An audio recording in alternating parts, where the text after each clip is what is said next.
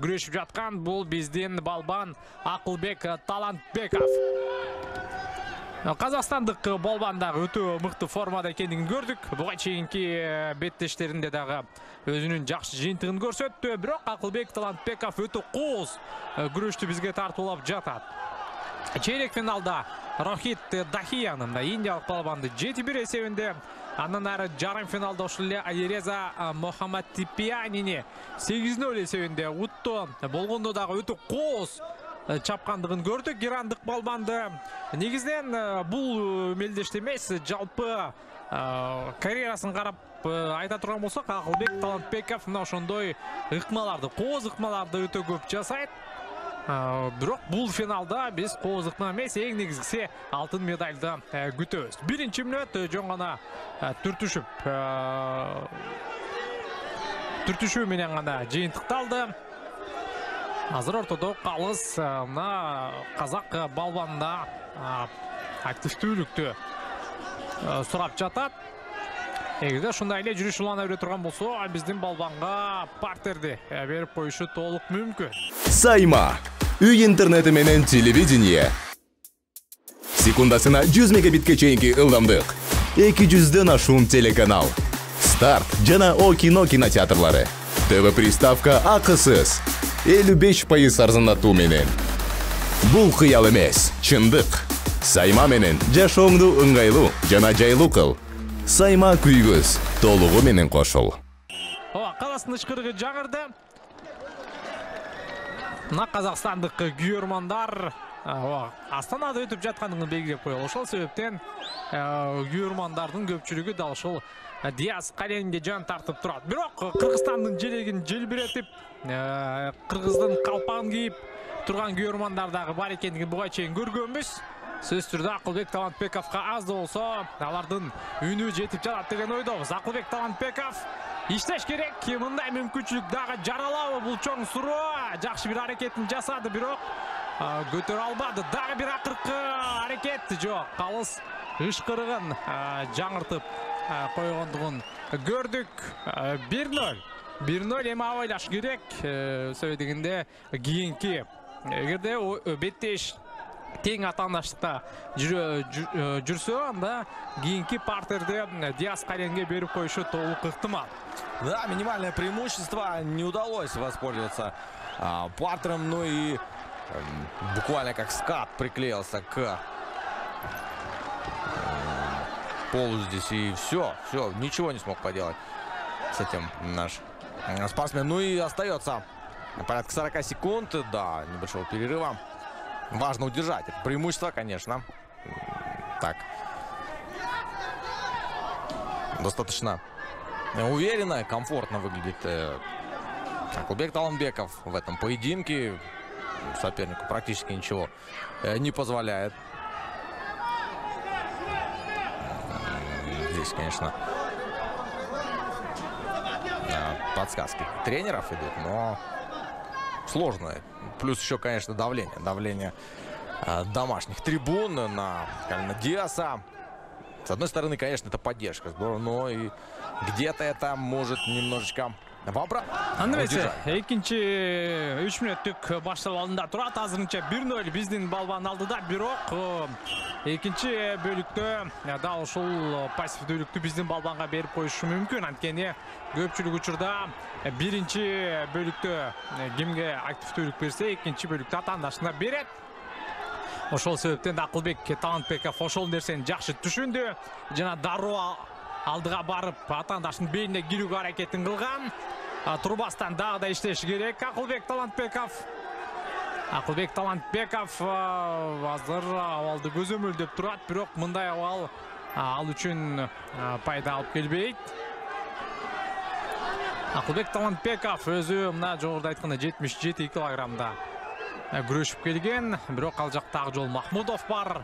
Ошол себептен бир аз салмагын өйдө көтөрүп 82де күч сынашып көрүнү туура көргөн. Бирок 82 олимпиадалык салмак категория эмес. Ошол себептен Акылбек Талантбеков андан ары 87 килограммга дагы көтөрүлүш мүмкүн. 77 килограммдагы жолго атаандаштык жаратууну дагы улантышы толук ыктымал. Акылбек Талантбеков эми болгон күчү менен жатыш керек, уйгактай эле жабышыш керек. Бербеш керек мүмкүнчүлүк. Атаандашы айлантууга аракет кылды, жок болбоду. Тургузуш керек. Себеби дегенде Акылбек Талантбековго дагы экинчи мүмкүнчүлүк берген эмес. Ооба. Эсеп 1-1, акыркы упайды казакстандык балбан алды. Ошол себептен учурда ал алды да 1 минут 51 секунда. 1 минут 51 секунда бул өтө көп. Азыр эмне болду?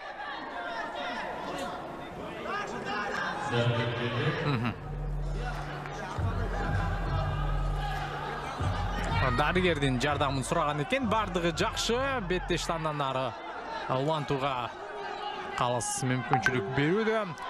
Биздин машыктыруучулар сөз түрдө алардагы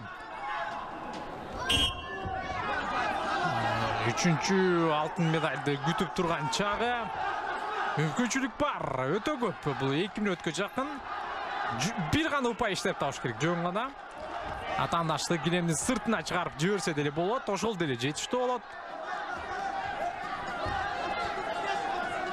Акылбек Талантбеков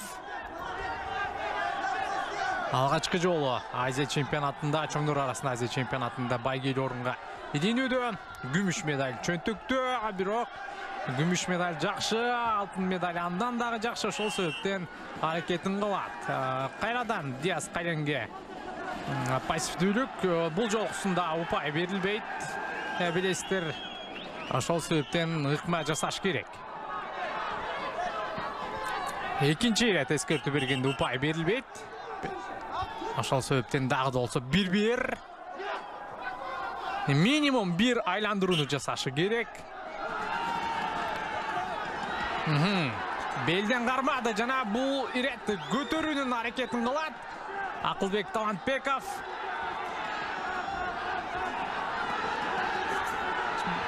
Ай жакшы!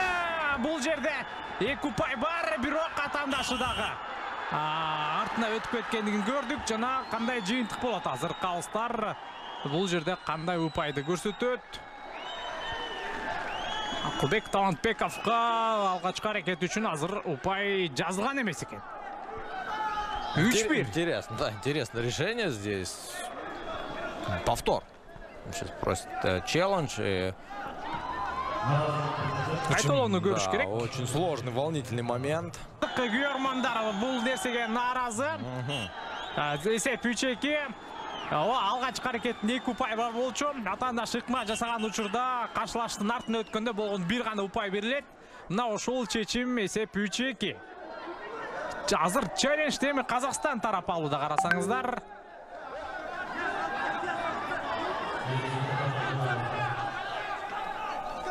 Да, ну поединок очень напряженный получается, и действительно на кону очень много.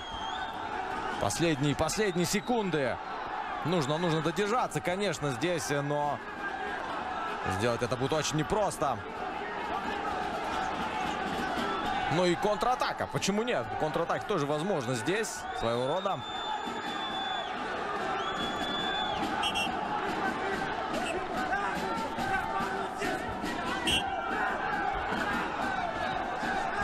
Акыркы 17 секунда Акылбек Талантбеков коргонуп гана тим болуш керек бул жерде.